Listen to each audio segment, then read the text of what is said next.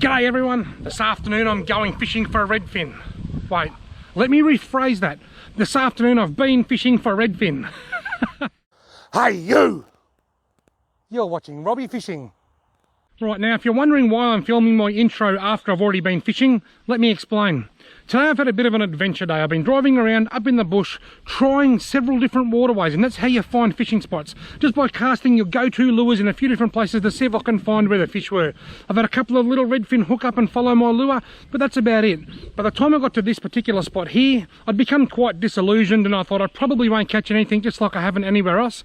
I walked down, the very first cast I caught a magnificent redfin, an eater, a nice pan-sized fish. So I thought I'd better grab my GoPro. And then I filmed from then onwards. So you don't get to see me catch the first fish, but I catch a whole heap more after that. The first 14 minutes and 20 seconds of this video is uncut, unedited, untouched. Raw fishing footage. Then there's a couple of scenes tacked on the end. I hope you like this video. This is what I love about redfin fishing. You can try different spots, you can move around and do nothing. Then you can just find that one spot where there's a hungry school of redfin and they go nuts. Watch and see.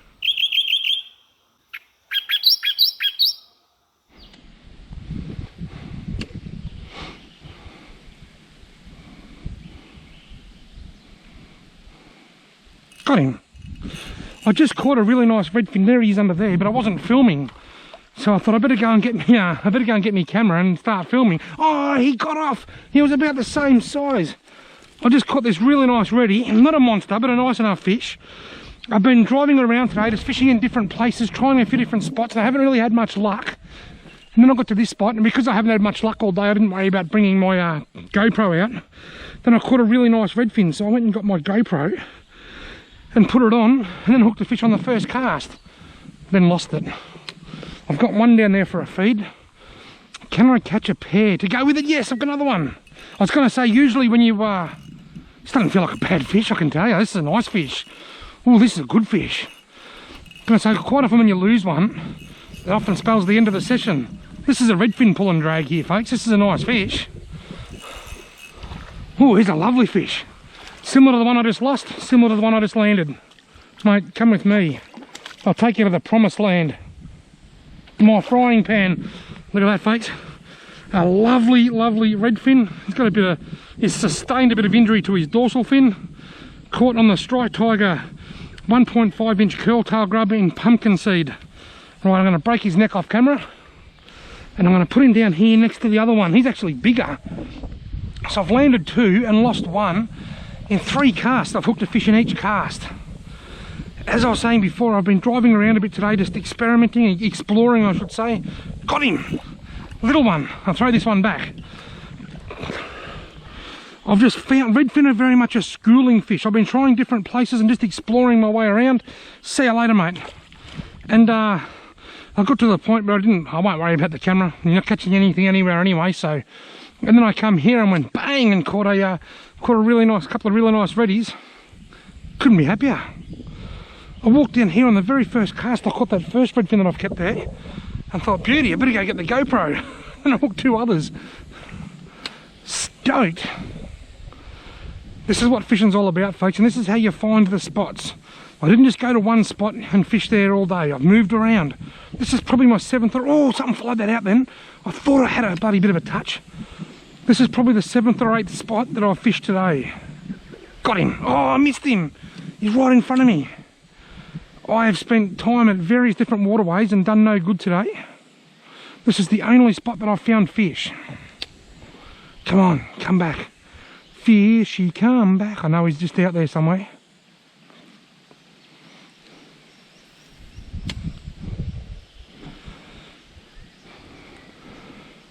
I fished some spots that look much nicer than what this does too, I've got to tell you. Got him! No, I haven't. Got a snag. That's not cool. Can I get that off? Can I get that off? Yes, I did, beauty. Oh, because I've caught 3 and lost 1 in about 5 casts, I'm real trigger happy. Everything that my lure touches is another fish, if you know what I mean.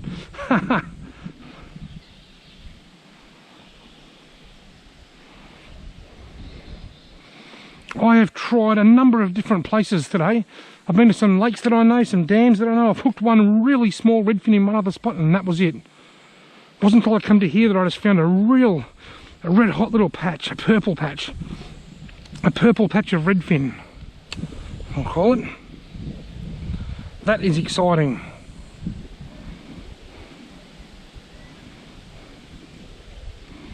I know there's at least one other hungry fish out there because he hit my line a minute ago.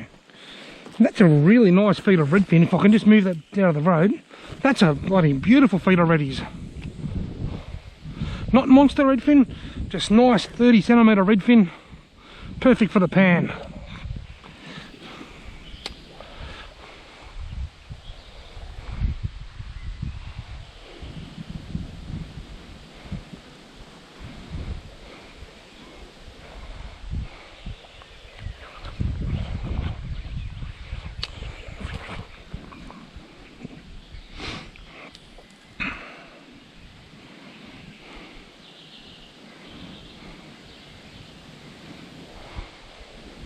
Got him. Yes, only a little one, I think. A very little one, you think? Having a blast here. Isn't it amazing? Just moving around, trying different places. Don't do much good than just hit that one spot. You just happen to be in the right part of the right pool at the right time to find a school of fish. This pumpkin seed strike tiger nymph in 1.5 inch curltail grub is only a new line. He's new to their lineup. They've had the pumpkin seed nymph for quite a long time, but they haven't had the pumpkin seed grub. That's something that was released back in winter. And it works. I can vouch for that.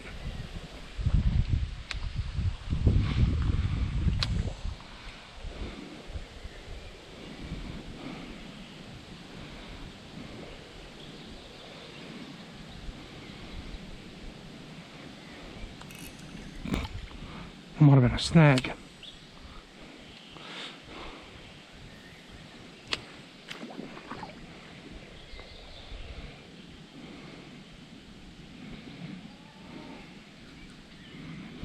Oh, that was a definite fish. That was a definite fish. There's still fish out there then. Quite often with redfin, once you lose one or two, they disappear. They get a bit wary and they say something's not right, something wrong, see you later mate, and they go to another part of the waterway. But there appears to still be at least one in here that's ready to have a go, and I've got him. Got him. Oh, I done him. Very small. Jeez, he's bloody pulled the grub. He's what does Dinger call this? Pulled the pants down. This grub has caught 3, 4 fish and lost a couple as well. And it's still going strong. Got him. Yes, this is a nice one. This might be another keeper if I'm lucky. Oh, he's pulling. No, he's a bit small. Bit small. I have found a school of hungry reddies. Mate, you're a bit on the small side.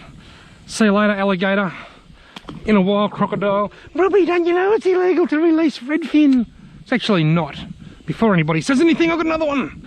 Before anybody says anything, it's actually not illegal to release redfin into the waterway in which you caught them. And I'm about to do it again with this one. The rule is, in Victoria anyway, that you cannot be in possession of live redfin. They've got to be dead, like those two nice ones down there, or you've got to put them back. You can't have them in a bucket of water or a live well or keeper net or any fancy stuff like that. That's what the law says. It is illegal, absolutely very illegal to relocate redfin. It's something hitting that now. It's illegal for me to catch these redfin, put them in a bucket and take them somewhere else. That's what's the most illegal. But it's certainly not illegal to release them back into the waterway. Oh, that was a touch. The law says it's encouraged not to. We're encouraged not to. We're encouraged to dispatch them. But in this waterway, this isn't stocked. It was stocked years ago and the stocking was unsuccessful. It was stocked with native fish back in the 1990s, which was largely unsuccessful. Therefore, it's a redfin fishery. Therefore, I'm putting them back. Who knows? They might have been caught when they were younger.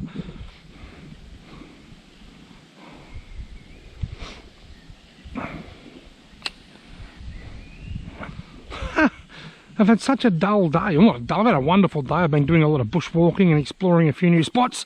But fish-wise, I walked a nice one and lost him. I was just going to say, but fish-wise, I've had quite a dull day because everywhere I've thrown a line in, it's been really, really quiet. until I walked into this spot here with my Strike Tiger pumpkin seed grub. Then they went bang, bang, bang, bang, bang, bang, bang, bang, bang, bang, like a semi-automatic machine gun in the Vietnam War.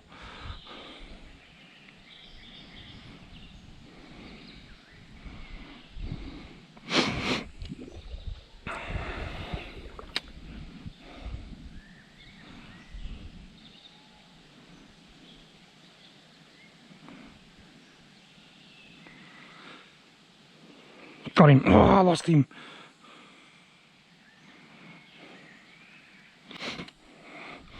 Because the grub's caught a few fish and it's getting a bit tired now, every fish that hits it's pulling it down off the jig head a bit.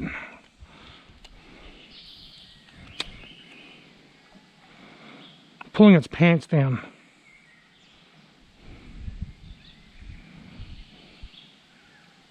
Was a touch.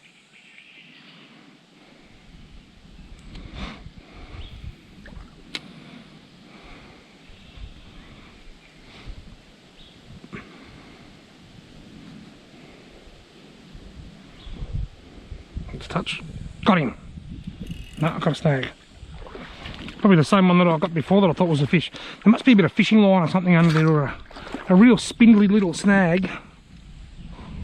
There it is. Because when you hook it, it moves. You hook it and it pulls like that, and it sort of feels more like a fish than a snag. Don't have to worry about him now.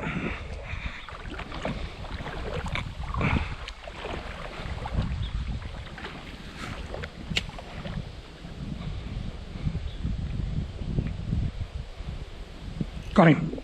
Little weenie, tiny weenie. Look at the size of that one. Oh, little weenie bubba. He's tiny. Oh, yeah. Hey. Mate, calm down. Put in your back. Oops, I threw him straight into me fishing rod at 100 mile an hour. That was not intentional.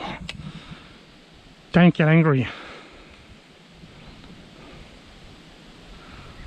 I went to the dentist the other day. It's not the dentist. Dentist looks after your teeth. I went to the optometrist the other day to have my eyes looked at, and he done a big test and he said the results aren't very good, and I said, can I see them? He said, probably not. That's shocking.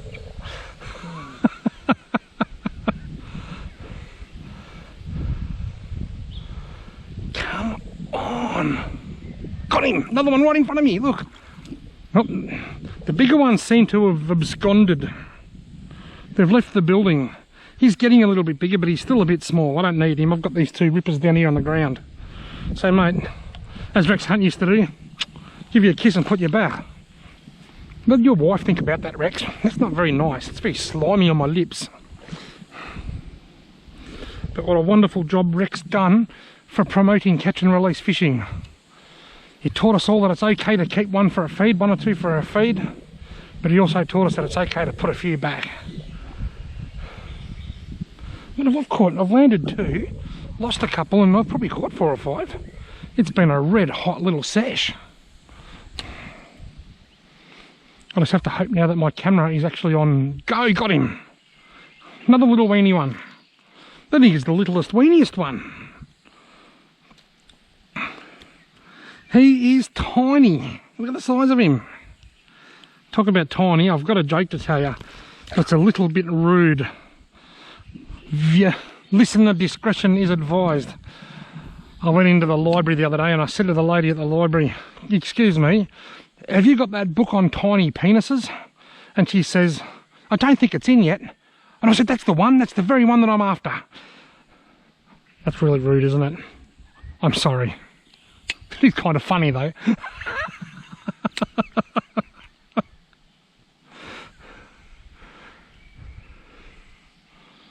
Got it. Oh, that was a touch.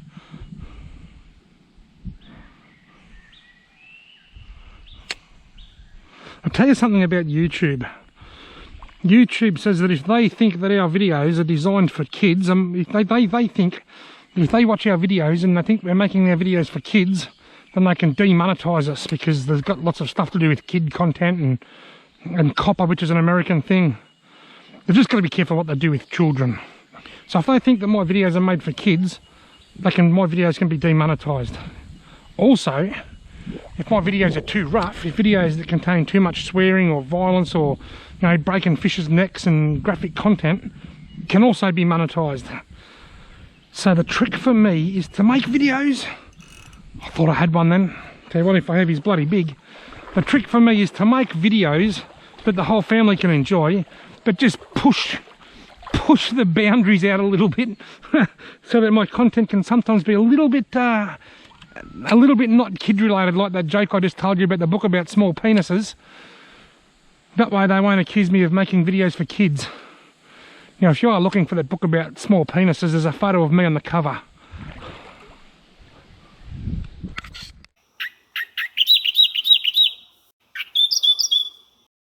You're not going to believe this, folks. Look at this. I kid you not. You are not going to believe this. I just finished filming that. I was having a look. The video's 14 minutes 20 long, so that redfin. I had my line dangling sort of in between my legs like this. I had my rod just sitting there like that while I was looking at my GoPro. All of a sudden I set my line pull. That little redfin came and hit my striped tiger grub just while it's sitting there in between my legs like that while I was reviewing the content. How good is that? Just while I was sitting there reviewing the video like this, they just hit it for no reason. That's awesome. That's nuts. That's insane. That's great.